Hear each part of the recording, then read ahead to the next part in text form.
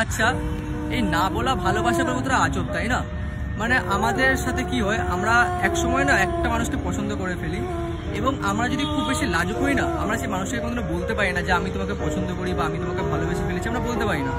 সেই মানুষের কিছু কারণ আমাদের খারাপ লাগে, আমরা বারণও করতে পারি না, কারণ আমাদের কোনো অধিকার নেই। ভালোবাসাটা একতরফা হয়ে গেলেও কি একটা এক্সপেকটেশন থাকে যে সে একদিন বুঝবে, সে একদিন বুঝবে, আর আমাদের এটাই ভাবা হচ্ছে আমাদের দোষ হয়ে যায়। সে বুঝতে বুঝতে বুঝতে বুঝতে তার একটা লাইফে অন্য কেউ চলে আসে, ছেলে হোক বা মেয়ে।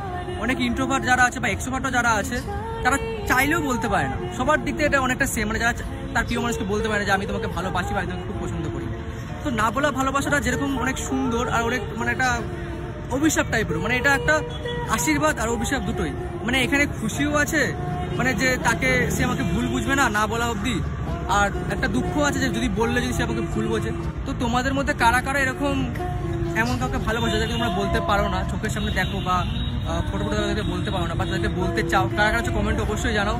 আর যারা এখনো বলোনি, পারলে এই ভিডিওটা থেকে শেয়ার করে দাও, বলো যে হ্যাঁ বলার সাহস কিন্তু ভিডিওর মাধ্যমে শেয়ার করছি। তো এই জিনিসটা কারা কারা এগ্রি করে যে না বলা ভালোবাসাটা একটা মানে একটা কিউট জিনিস আছে, যেরকম কিউট একটা অভিশাপ, দুটোই মানে খারাপ ভালো দুটোই মানে মিক্স ম্যাচ বলতে গেলে। তো কারা কারা এই পর্যায়ে আছে অবশ্যই কমেন্টে জানাও, অ্যান্ড তোমাদের যে সিচুয়েশন সেটাও কমেন্টে শেয়ার করো।